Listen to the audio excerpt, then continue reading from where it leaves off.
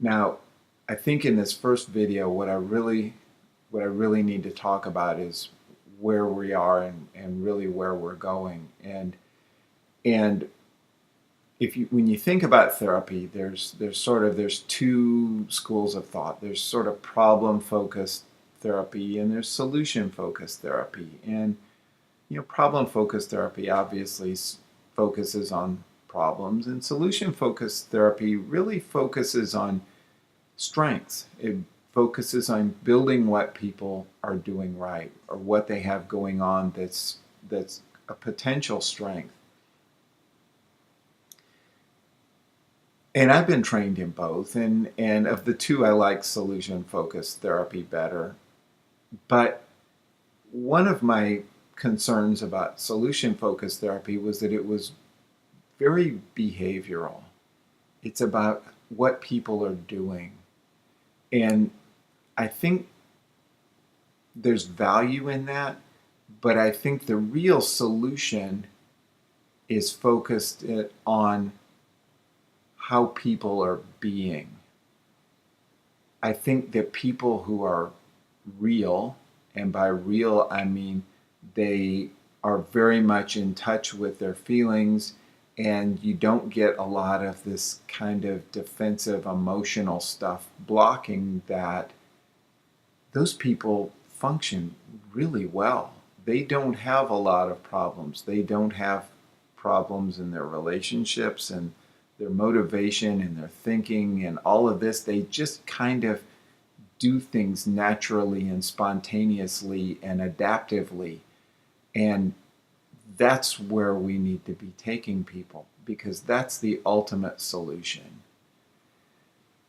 Now, part of the concern, I think, with that, I think helping people get real is important, but we can't do that really without a couple things. One is we really have to understand emotions ourselves, and we have to know how feelings and defensive emotions differ. We have to be able to tell them apart. We have to be able to help them tell them apart, which means that we have to understand it really well down in our own core. And so really the first several weeks of this course are really going to be focused on that. This week and next week are really going to focus on emotions. The week after that will focus on regulation.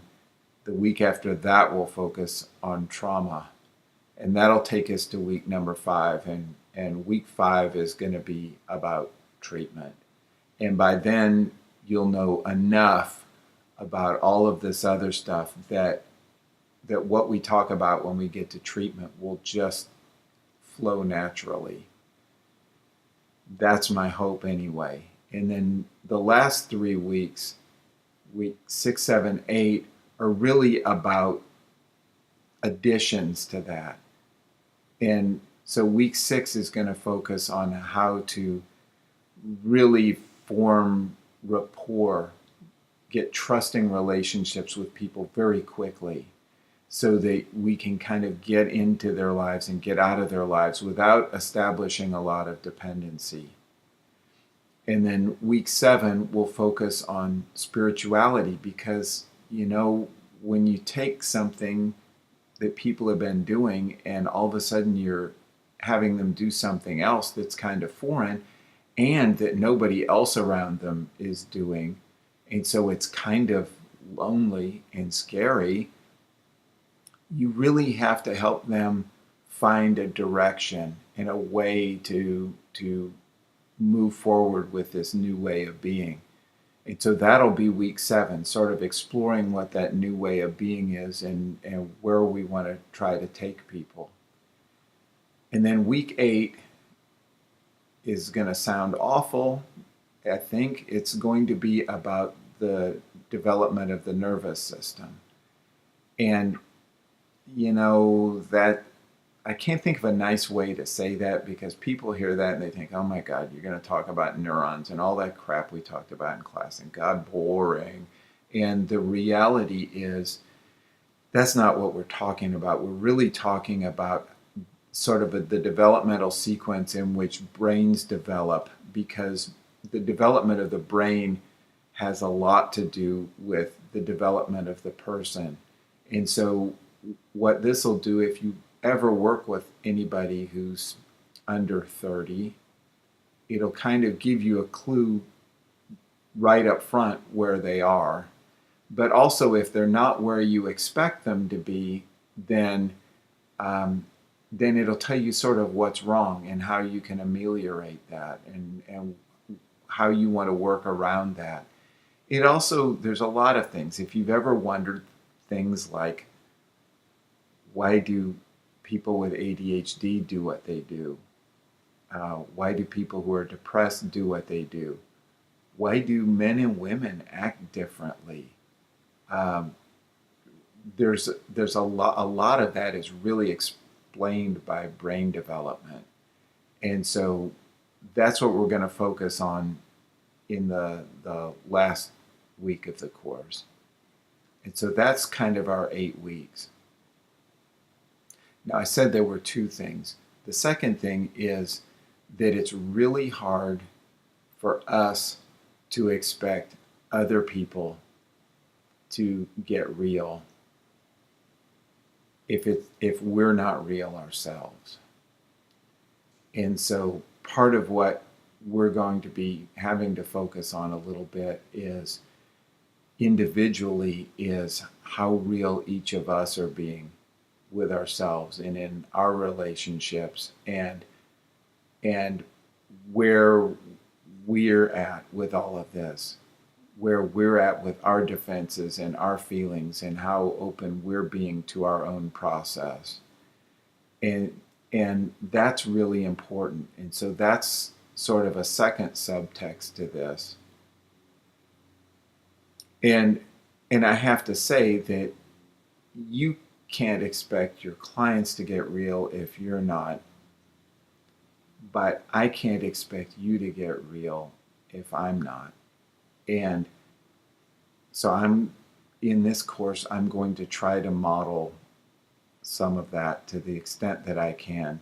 And the first thing that I want to do is just say, in terms of my agenda, I guess, something that really occurred to me this week. I woke up one morning and all of a sudden some things were very clear that had been a little murky. I don't know if you're like that. I mean, some people just, it's clear to them all the time. I tend to wake up in the morning with stuff. And it's either first thing in the morning when I get out of bed, I understand it, or maybe I'm in the shower and I understand it, or something's going on anyway. And this day it was first thing when I got out of bed. I was still laying in bed actually, and a couple of thoughts occurred to me. One of which was that I really wasn't building a program as much as I was building a team right now. And so I want you to understand that I consider you part of the team. And it's not real clear what the duties of the team are. But part of what I know I understand, and I've understood for a long time, is that, and now this is my belief, I believe that the world is slowly getting better. I don't believe that the world's getting better nearly quick enough. And I believe that therapists who are really in the ideal position to make sure things get better more quickly are not doing their job very adequately. I think the healthcare system is broken. I think that the therapy system is broken. And I think because of that, we're not having the impact on society that we need to have. And very explicitly, I want to have an impact on society. And so if you come to this course and you leave here with a few techniques in your toolbox and you think that's great, I'm going to understand, but I'm going to think that I haven't succeeded in what I need to do.